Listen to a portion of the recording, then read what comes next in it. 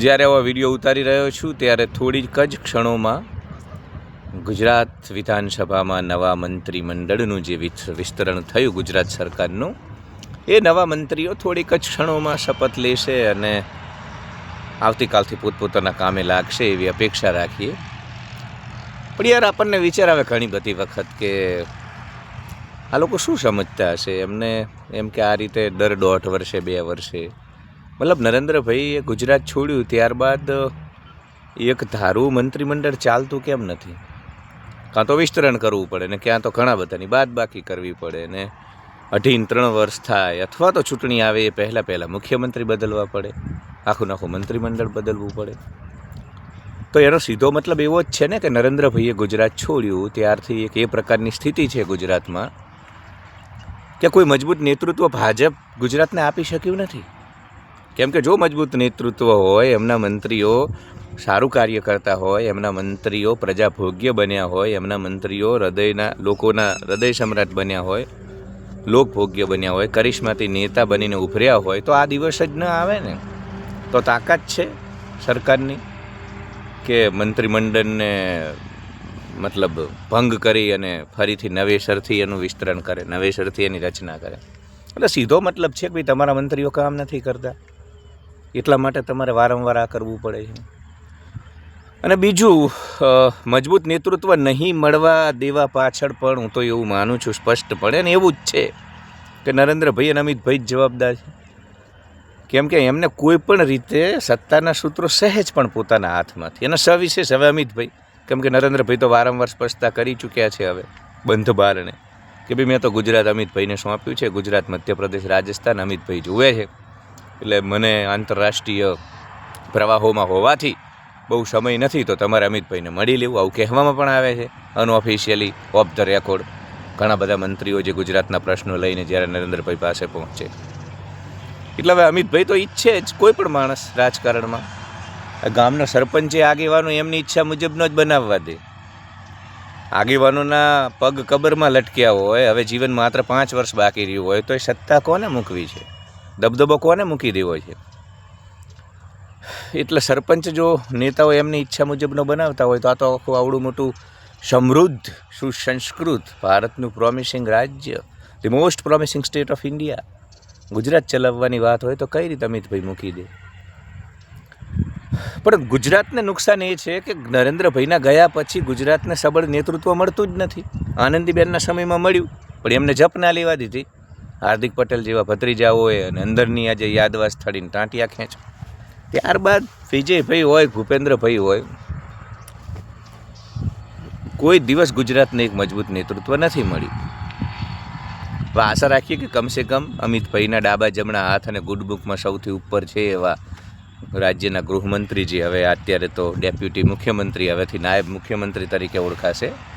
જો કે એ તો કુંડલીમાં ગોળ ન ભાગીએ તો આપ બધાને ખબર જ છે કે સુપર સીએમ તો એ જ હતા. ભૂપેન્દ્રભાઈની કોઈનામાં ફડક કે ડર ન હતો, પણ હર્ષ સંઘવીની પકડ ખરી, CR પાટીલની, ચંદ્રકાંતભાઈની પણ પકડ ખરી.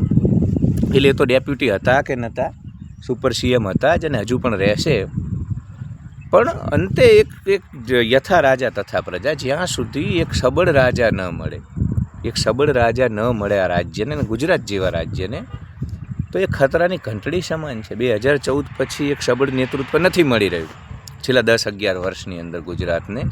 એ ગુજરાતની પ્રજા માટે બહુ નુકસાનકારક છે. કેમ કે આ તમે જુઓ, એમના મંત્રીઓ કોઈ કામ જ નથી કરતા. આખું મંત્રીમંડળ તમારે અથવા તો ખાતા બદલવા પડે છે એમના, અથવા કોઈ બાદબાકી. એનો મતલબ કે દર 2-3 વર્ષે કે ચૂંટણી પહેલાં જ્યારે મંત્રીમંડળનું વિસ્તરણ અથવા તો ભંગ અને નવેસરથી એની રચના આ બધું કરવામાં આવે, એનો સીધો મતલબ છે કે મંત્રીઓ કામ નથી કરી રહ્યા. એટલે અંતે યાર ભોગવવાનું તો પ્રજાજનો એ જ ને. એટલે આ વખતે પણ ઢેફું ભાગીને ધૂળ. અને બીજું કહીશ તમને કે જયેશ રાદડિયા જેવા માણસની અવગણના, જવાહરલાલ નહેરુ કાશ્મીરના મુદ્દાને યુનાઇટેડ નેશન્સમાં લઈ ગયા ને, આપણે પાકિસ્તાન ઓક્યુપાઈડ કાશ્મીરને લઈ જવાનું હતું, POKને. જવાહરલાલ નહેરુએ ભૂલ કરી હતી. એવી ઐતિહાસિક ભૂલ જયેશ રાદડિયાનું પત્તું કાપી અને ભાજપે કરી છે. કેમ કે સાહેબ, સૌરાષ્ટ્રમાં અને હવે ધીમે ધીમે આખા ગુજરાતમાં જે ગોપાલ ઇટાલિયાની લોકપ્રિયતા, આમ આદમી પાર્ટીની લોકપ્રિયતા અને 2027માં જે ટક્કર આપવાની સ્થિતિમાં આમ આદમી પાર્ટી આવી છે, એમાં જયેશ રાદડિયા જેવું એક મજબૂત માથું જરૂર હતી સૌરાષ્ટ્રમાં. સાહેબ, ગોપાલ ઇટાલિયા આમે અજય હતા, અજીત હતા, એમનો રથ રોકવા માટે આ કોઈ સક્ષમ નથી. કેમ કે ગોપાલ ઇટાલિયા ખૂબ નિડર, નિર્ભીક અને ખૂબ જ અંદરથી આક્રમક, જુજારું અને મજબૂત માણસ છે. એટલે આ લોકો ગમે એટલો એને જેલમાં નાખે, ગમે એટલા ષડયંત્રો કરે ભવિષ્યમાં, પણ એ ડરવાનો નથી. એટલે એ તો પ્રશ્ન જ નથી, એને કોઈ રોકી શકવાનું નથી. પણ છતાંય જયેશ રાદડિયાને જો સામે ઊભા રાખ્યા હોત ને 1-to-1 લડાઈના સમરાંગણમાં, તો સૌરાષ્ટ્રમાં ઘણા બધા અંશે ભાજપનું પ્રભુત્વ બનેલું રહે. વિસાવદરમાં તમે ઉપયોગ કર્યો જયેશભાઈનો, પણ અત્યારે તમે એમને પાછા વાપરીને નાખી દીધા. એટલે લખી રાખજો જે પણ લોકો આ વિડીયો જુએ છે કે 2027માં આનું બહુ મોટું નુકસાન ભારતીય જનતા પાર્ટીને ભોગવવું પડશે, બહુ મોટું નુકસાન. એમને એવું છે અલ્ટિમેટલી આ અમિતભાઈનો એક જ સૂર છે કે ભાઈ સામે પડશો તો નહીં ચાલે.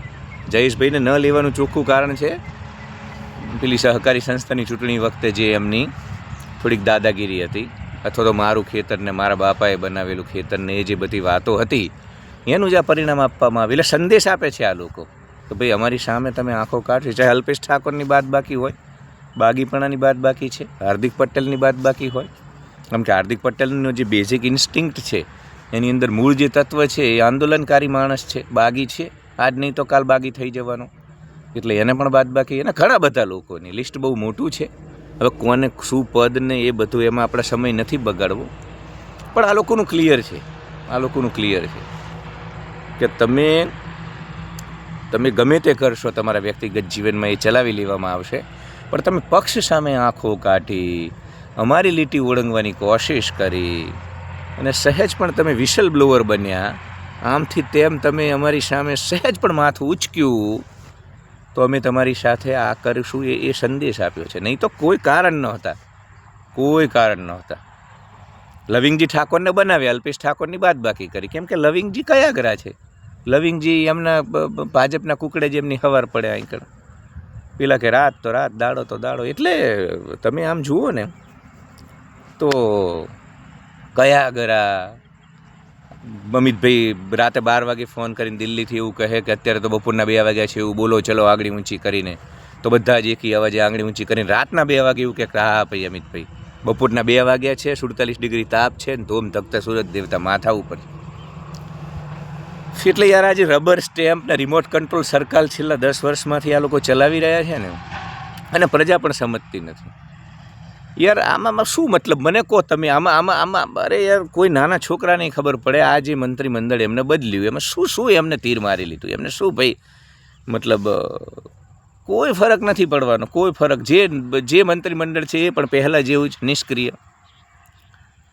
નવસર્જન, નવચેતનાનો સંચાર થાય એવા કોઈ લોકો જ આ લોકો પાસે નથી. કેમ કે સતત 10 વર્ષમાં અમને, અને હવે તમે જુઓ જયેશ રાદડિયાની બાદ બાકી કરીને સ્પષ્ટ સંદેશ આપી દીધો કે અમે કેવીને આગળ ઊંચી ના કરે એની બાદ બાકી. એટલે ફરીથી હવે આગામી બીજા જેટલા પણ વર્ષો આ લોકો સત્તામાં રહેશે એટલે આ જ રીતે રિમોટ કંટ્રોલ સરકાર ચાલતી રહેશે, રિમોટ કંટ્રોલ મંત્રીઓ બનતા રહેશે.